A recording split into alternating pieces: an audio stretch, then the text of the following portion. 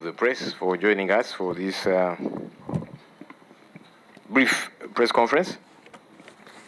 I firstly want to appreciate the Honorable Mohammed Mwanga Chivumbi, who's been holding fort. I've been away on a couple of official engagements, and the cow was also away on and is present or not, so that work does not stall. I want to appreciate my colleagues, members of parliament from the opposition, for taking a stand. There are things that we must be known for. There are things that we must do, and there are things that we mustn't do.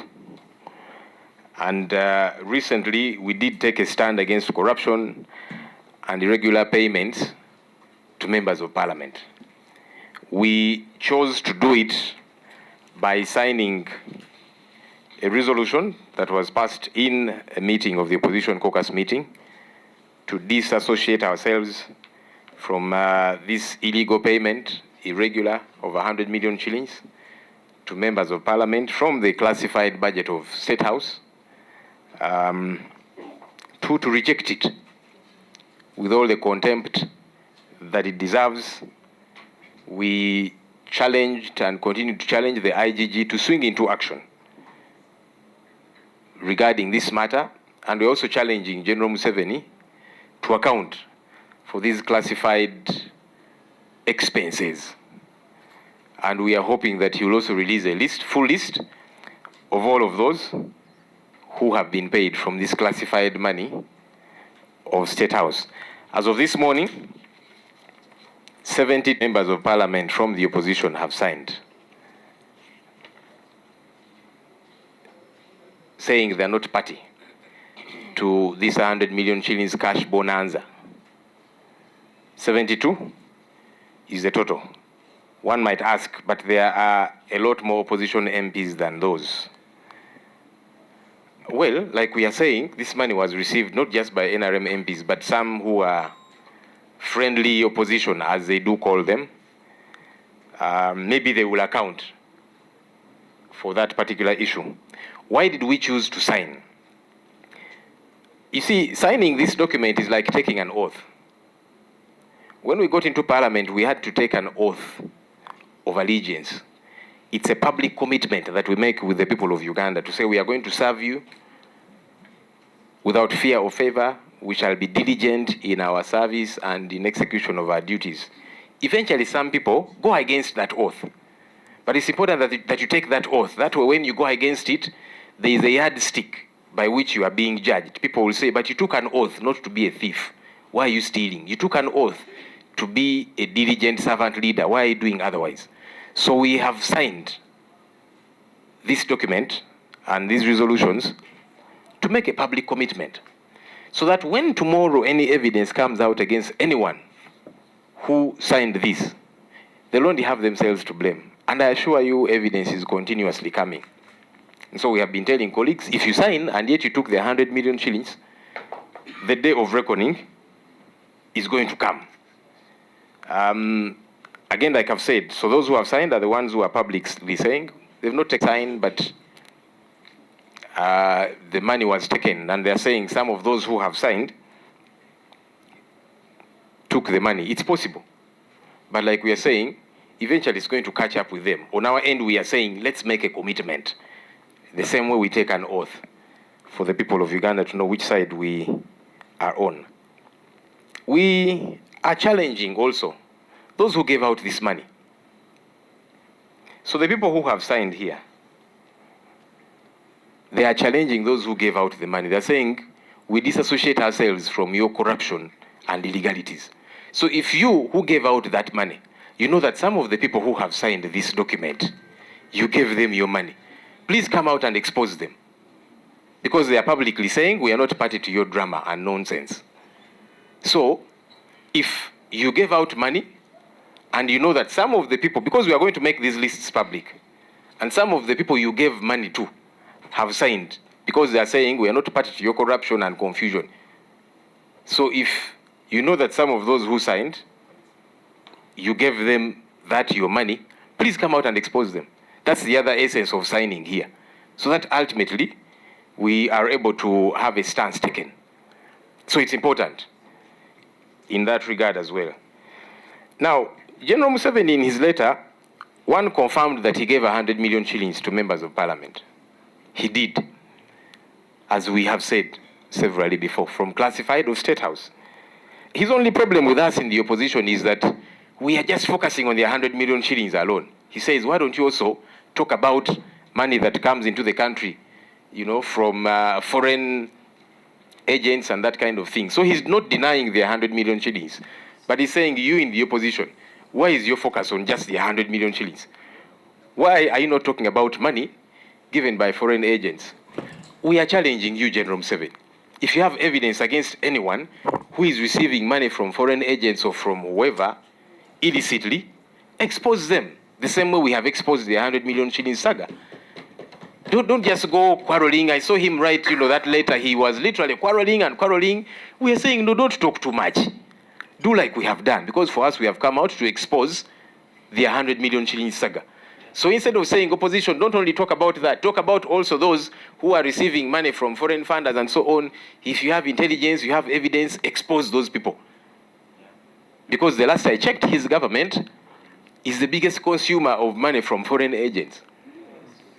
You did see the Trump administration, which came out and made it very clear that this government of General Yoweri Kaguta Museveni has over the years been receiving millions of dollars for many different things, including homosexuality, LGBT activities. That was said by the Trump administration, which, whose government has been sending money to this government of Uganda. So maybe they need to account for all of this money as well. So please don't talk too much. Just come out and expose those whom you are talking about, if you do have any evidence against them. As we have stated clearly, this 100 million shillings was given out, one, to thank members of parliament for passing the coffee bill, and number two, to incentivize them to be able to amend the UPDF Act. And no sooner had we talked about that than the Prime Minister gave communication that part of the business for this week is the Uganda People's Defense Forces Amendment Bill 2025. This is a statement statement of business by the lead of government business. Let me read it to you. Right Honourable Speaker, and this is, by the way, is a public document. All of us members of parliament, we access it, and eventually you in the media. I hope members of parliament, you received this. Right Honourable Speaker of Parliament, this was 10th April 2025, statement of business by the leader of government business. Rule 28 of the Rules of Procedure requires the leader of government business to make a statement in the House regarding the government business of the succeeding week. I'm therefore submitting the following government business for the succeeding week, 15th to 17th April 2025, this week. Number one, the Uganda People's Defense Forces Amendment Bill 2025. Number two, statement by the Minister of Gender, Labour and Social Development on the commemoration of the International Labour Day, signed by Nabbanja Robina. So, it is clear, after members of parliament have been oiled, then the amendment to the UPDF bill, business commences, because their intent is to see that civilians continue to be tried illegally by the military courts, even after the Supreme Court came out clearly. So you can see that we were right on the money. I want to call upon the public. Please don't exert pressure on your members of parliament, saying, please pick this money, bring it to help us in our communities and so on. Theft is theft. Because if you are telling a member of parliament, you pick that illegal money, bring it to us to deal with the situations in the constituencies. And look, there are many issues in our constituencies because government is absent. Healthcare, education, roads are in terrible state and so on. As an MP, they will call you for literally everything. And so there are pressures that we have as members of parliament, yeah? But we are not going to fall into this trap to steal money so that we can meet the demands of our voters. No. Because then, shall we have the moral authority to challenge corruption by government? Because everyone who steals in government steals for a reason.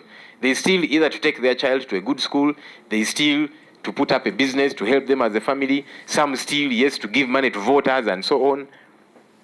So should we also now be stealing so that we can meet the needs of the voters. Because these same voters who are putting you under pressure are the same ones who will call you out when you're caught in a corruption saga. So the public, please don't exert pressure on your MPs and colleagues. Let's not give in to these pressures, because wrong should be wrong. Besides, who is going to audit now that stolen money? That if you pick it, you go and do what you do in your constituency. How are you going to account for it? And to who? It doesn't make sense at all. People have been threatening to drag us to court. We have been waiting to be served. They have gone quiet, especially ever since General Museveni did come out to admit, because you saw some voices. We are going to take you people to court and all of that for telling lies about members of parliament. We are still waiting. We don't know if that's something you're still thinking about, because there is overwhelming evidence, including your leader coming out to concede to this matter. I have seen some excuses given by some members of the NRM saying, look, this money, the 100 million shillings was given to help MPs to monitor government programs. But how does that make sense? As members of parliament, part of our cardinal responsibility that we are paid for, as we keep the government in check, as we hold it accountable, is an oversight role. That's one of our cardinal responsibilities, to play an oversight role over all government programs. So how does it make sense then when somebody says, yeah, this corrupt money, it is to help MPs to go and monitor government programs. But that's why we are paid as members of parliament, to monitor all government programs. Why is this an exception? Why was it not passed properly? If you're saying 100 million shillings, which doesn't make sense also. Each parish is given 100 million shillings as parish development model. Now you're giving MPs 100 million shillings to go and monitor these 100 million shillings. And the 100 million shillings to the citizenry is meant to be refunded. The 100 million shillings given to members of parliament is a token. It's not meant to be refunded at all. I don't know how these things make sense to those that are justifying them. If it is proper money, you should have passed it within the law to say, okay, as we are passing 100 million shillings PDM per parish, let's also pass 100 million shillings to thank our MPs so that they go and do very wonderful work out there and that kind of thing. Why did you not bring it? Why is it being done through classified?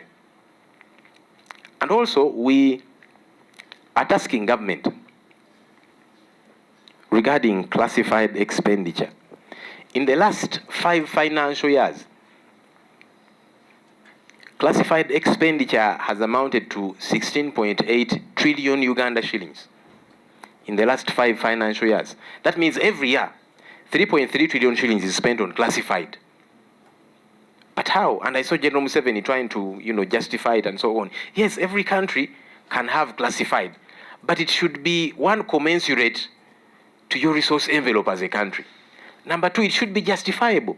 Because if you're spending 3.3 trillion shillings on classified every year, this is money that is not to be accounted for. No wonder it's being used to bribe MPs and do other things. Not to go out and do I don't know what. Because what war are we fighting? Even for South Sudan, where we are, they came to parliament for a separate budget line. So it's not part of classified. In Somalia, in Congo, wherever we are and so on, there's a separate budget for all of those different things. So you cannot even say this classified, it helps to bolster our operations in South Sudan, in Congo, or wherever else. It does not make sense. This classified money is organized corruption. That's what it is. Because no one gets to audit it. And the public doesn't get to know. Of course, there's meant to be a small team auditing it, and it doesn't even audit it.